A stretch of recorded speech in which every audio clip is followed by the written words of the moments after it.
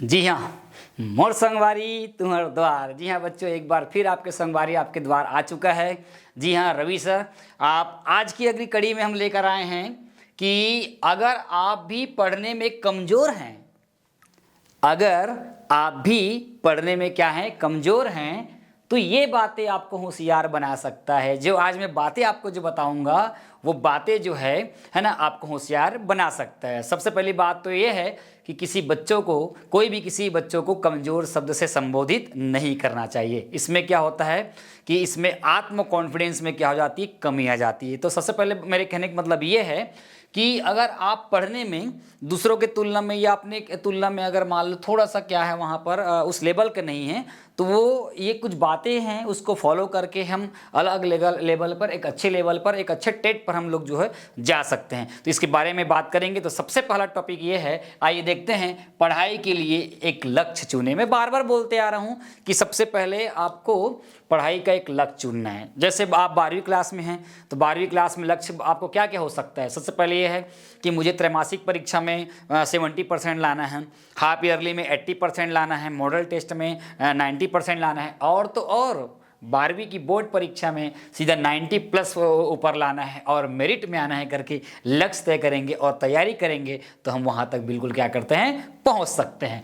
दूसरा है सभी विषय का अध्ययन करें। जी हाँ, समग्र ज्ञान मांगता है कि किसी भी क्लास में अगर आप मान लो मेरिट में आना चाहते हैं 10वीं क्लास में या 12वीं क्लास से मेरिट में आना चाहते हैं, तो कहीं ना कहीं आपको हिंदी, अंग्रेजी, Sanskrit, maths, science, social science सभी विषय का आपको आवश्यकता पड़ेगी। उसी प्रकार यूपीएससी, सीजीपीएससी, व्यापम बड़े बड़े एग्जाम को आपको क्रैक करना है तो वहाँ पे कोई एक विषय की बदौलत आप टॉप नहीं कर सकते। आपको हिंदी, छत्तीसगढ़ी, संस्कृत है ना, करेंट अफेयर, भारत का भूगोल है ना, छत्तीसगढ़ का भूगोल, भारत का इतिहास, छत्तीसगढ़ का इतिहास है ना, हिंदी, इंग्लिश, कंप्यूटर, तमाम वो चीज़ें, मतलब कुल मिलाकर बोलेंगे समग्र ज्ञान चाहिए, समग्र पढ़ाई चाहिए, तभी आप उस जगह कर क्या कर सकते हैं, पहुंच सकते हैं। मतलब सफलता के लिए केवल एक चीज़ नहीं, शॉर्टकट वहाँ नहीं, आपको लॉन्ग कट ही जाना पड़ेगा और अच्छे से और नए सिरे से जाना पड़ेगा। अगला टॉपिक ये बोलता है खुद को अंदर से प्रेरित करें। जी हाँ, भयंकर बड़ा, बहुत बड़ा फैक्ट है ये। जब तक आप खुद प्रिपेयर नहीं रहेंगे है ना, खुद को जब से आप है ना, आप खुद प्रिपेयर नहीं करेंगे, उसको प्रेरित नहीं करेंगे, अपने आप को उस योग्य नहीं बनाएंगे, आप नहीं कर पाएंगे। जैसे फॉर एग्जांपल मान लो क्रिकेट है, क्रिकेट में एक आध गेंद आया और एकदम बिल्कुल मतलब आपको एकदम छूती हुई निकल गया। जो मैं अपना बता रहा हूँ, अगर मान लो की बात है, मैं एक आध गेंद आया और एक आध गेंद आया कोई टकरा गया, मान लो ऐसे निकल गया, तो वो अलग से प्रेशर, वो टीम के बाहर वाले लोग बाहर में खड़े, भाई क्या कर रहा है तू, मारना भाई, क्या करना, गेंद खाने के लिए गया है क्या तू, ऐसा बोलते हैं। या कई बार क्या होता है, मान लो अगर बॉलिंग कर रहा है कोई, आके पेटोरी उटोरी में पड़ गया, पेट में यहाँ पड़ गया, यहाँ पड़ गया, कहीं पर पड़े, तो वो एकदम बिल्कुल एकदम गुस्सा, मेरे को मार दिया यार, मेरे को ऐसा आता है कि नहीं था, तो खुद से प्रेरित हो रहे हैं। और उसके बाद फिर मौके का तलाश करो, मौके का तलाश करो, ये लगाया चौका, ये लगाया आपका छक्का, तो ऐसा होता है। तो कहीं ना कहीं आपको प्रेरित करना है, खुद को टारगेट में लेना है, किसी भी चीज़ के प्रति आपको उकसाना है। सबसे बड़ी चीज़ है उकसाना, एकदम तरीके से उकसाना है, नहीं मैं कर सकता हूँ करके दिखाना है ना। तो ये होता है, मेरे साथ भी ऐसी क्रिकेट की दुनिया में होता था। जब मैं अक्सर क्रिकेट खेलता था तो अक्सर मैं कई बार ओपन जाता था ओपनिंग करने के लिए, और 2-4 गेंद मेरा एक आदत रहता था, मैं वो जो स्ट्राइकर बॉलर होता था ना, टीम का स्ट्राइकर, एकदम खतरनाक बॉलर, उसको मैं ना मतलब बिल्कुल उसका मैं सामना करूँ सोचता था, और बिल्कुल ना उसका जो अहम है, उसका घमंड है, उसको तोड़ूं। एक आध दो गेंद बीट हुआ तो मैं तो बता रहा हूँ आपको, मैं पहले ही गेंद पर सीधा वार करता था, बता रहा हूँ क्रिकेट में है ना। तो सीधा बता रहा हूँ, वो जो स्ट्राइकर बॉलर होता है खतरनाक, सीधा मारो, तड़ से मारो, निकाल दिया। तो कई बार मैं 2-4 छक्का मारता था और आउट हो जाता भाई, आउट हो जाता था। तो मेरे कैप्टन लोग मेरे को बहुत गालियाँ सुनाते थे, तो यार हमेशा ऐसी करता है, जब भी तेरे से उम्मीद लगा के एक बड़े पारी खेलने के लिए आपको भेजा जाता है और आप जो है आउट हो जाते हो। और एक बहुत घटिया आदत है आपकी, आप छक्का मारने के लिए ना, मतलब छक्का मारने के लिए आप जो है जाते हो। तो मैं भी सोचता था कभी यार, मैं टीम हारे या जीते अलग मैटर करता है, लेकिन मेरे को छक्का मारना बहुत पसंद आता था है ना। वैसे आपको बता दूं कि मेरा हाईएस्ट जो स्कोर है 27 गेंदों में 86 रन का स्कोर है, हाईएस्ट मेरा। ये पीसे गांव की क्रिकेट टूर्नामेंट में नदिया किनारे में टूर्नामेंट होता था, वहाँ पर मैंने 2004 में दिसंबर महीने में जो है 27 गेंदों में मैंने 86 रन बनाया था। जी हाँ, 11 उसमें मैं 11 बोलता हूँ, सॉरी 11 चौका मारा था और कुछ छक्के थे, मेरे याद नहीं आ रहा, लेकिन बहुत बेहतरीन क्रिकेट खेली थी मैंने। चलिए आगे देखते हैं। उसके बाद हो गया नियमित 4 से 5 घंटे पढ़ाई करें, है ना। इसको तो आपको टाइम देना पड़ेगा, टाइम बांधना पड़ेगा, सभी विषय के लिए क्लियर है। उसके बाद सेल्फ स्टडी ज़्यादा से ज़्यादा करें, है ना। आप कोचिंग करते होंगे या स्कूल में पढ़ाई करते होंगे, सब सिर्फ एक माध्यम होती है, लेकिन जो सच बताऊं मैं तो 4 दीवारों में जो पढ़ाई होती है, घर के अंदर में जो दीवारों में जो बैठ के जो पढ़ाई होती है, वही पढ़ाई बहुत ओरिजिनल होती है। और उसी पढ़ाई के दम पर हम जो है बेहतर नहीं, बेहतर से बेहतरीन करके दिखाते हैं बच्चों, है ना। तो इसके बारे में भी चर्चा करेंगे। सभी विषय का नोट्स बनाएं, है ना। जनरली देखा जाता है मैथ्स का नोट्स बनता है, क्योंकि स्कूल में प्रैक्टिस करवाते हैं और टीचर्स लोग जो घर से बना कर लाने बोलते हैं, होमवर्क देते हैं, तो ये गणित का नोट्स अक्सर बन जाता है। कहीं ना कहीं अगर देखा जाए तो आधा ही बनता है, लेकिन बनता है। लेकिन बाकी विषय का नोट्स भी आपको बनाना बहुत ज़रूरी है। स्कूल में जो लिखाए जाते हैं, क्योंकि जनरली जो है 5वीं 6वीं 8वीं तक तो टीचर्स लिखवा देते हैं, लेकिन 9वीं 10वीं 11वीं 12वीं में उसके बाद वाले क्लासेस में जो है आपको खुद से नोट्स बनाने की अत्यंत आवश्यकता होती है ना। तो सभी विषय का नोट जरूर बनाएं। नींद की अवधि का पालन करें। जी हाँ, नींद हमारे लिए बहुत उपयोगी होती है। हर कोई जो है रवि सर नहीं होता है ना। मैं तो कई बार रात भर जग के पढ़ देता हूँ, सुबह भी अपना काम कर लेता हूँ, फिर उसके बाद रात दिन में सोता भी नहीं रहा। तो मेरा एक अलग होता है, बहुत कम लोगों की बॉडी इस चीज़ को ना प्रिपेयर करती है, मेरा बॉडी उस चीज़ को करता है। तो हर कोई तो उंघर्रे प्रवृत्ति भी होते हैं जिसको सोना पसंद है। तो नींद की जो अवधि है बताया गया है कि 8 घंटे नींद तो आपको पूरी करनी ही चाहिए। रात को बताया गया है कि रात को 10 बजे जो है और सुबह जो है आपको 6 बजे आपको उठ जाना चाहिए। तो इसको पूरा करना बहुत ही ज़रूरी है। पढ़ाई में कंप्यूटर इंटरनेट की मदद ले सकते हैं। जी हाँ, बहुत बेहतरीन कड़ी है आज के डेट में इंटरनेट। हमारे समय में तो इंटरनेट यूट्यूब वगैरह नहीं था, लेकिन आज के समय में इंटरनेट और यूट्यूब की ज़माना है ना। गूगल है, तो यहाँ पर जिस किसी भी चीज़ का अगर आपको अगर आंसर नहीं मिल पा रहा है, उत्तर नहीं मिल पा रहा है, तो आप जो है उस पर सर्च मार कर जो है आप ला सकते हैं और बेहतर तरीके से किसी भी चीज़ को प्रेजेंट कर सकते हैं, याद कर सकते हैं। तो आपके पढ़ाई में कंप्यूटर और इंटरनेट का बहुत बड़ा उपयोग हो सकता है। जैसे फॉर एग्जांपल मेरे यहाँ एक टीवी लगी हुई है हॉल में और वो इंटरनेट से कनेक्टेड है।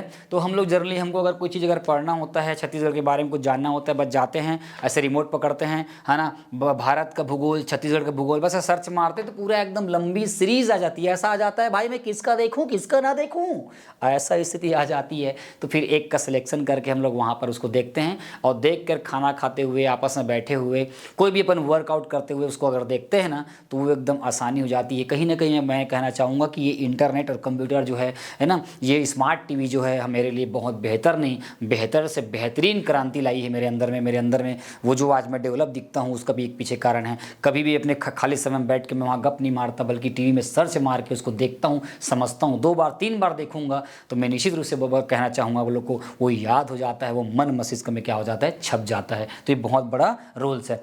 हर टॉपिक को कॉन्सेप्ट वाइज समझे। किसी भी चीज़ को आप पढ़ रहे हो, हिंदी का हो, चाहे इंग्लिश का हो, चाहे सोशल साइंस का हो, चाहे अदर सब्जेक्ट का हो, तो सबसे पहले उसको कॉन्सेप्ट को समझना चाहिए कि वो विषय जो है वो कब, क्यों और कैसे। आपको पता होगा साइंस जो है कब, क्यों और कैसा, कब हुआ, क्यों हुआ, कैसे हुआ, किस सिद्धांत पर कार्य करता है। 3 चीज़ सोचने का प्रयास करना चाहिए, ऐसा है ना। ऐसा नहीं कि रट दिया, ऐसा नहीं। आपको समझने का प्रयास करना चाहिए, है ना।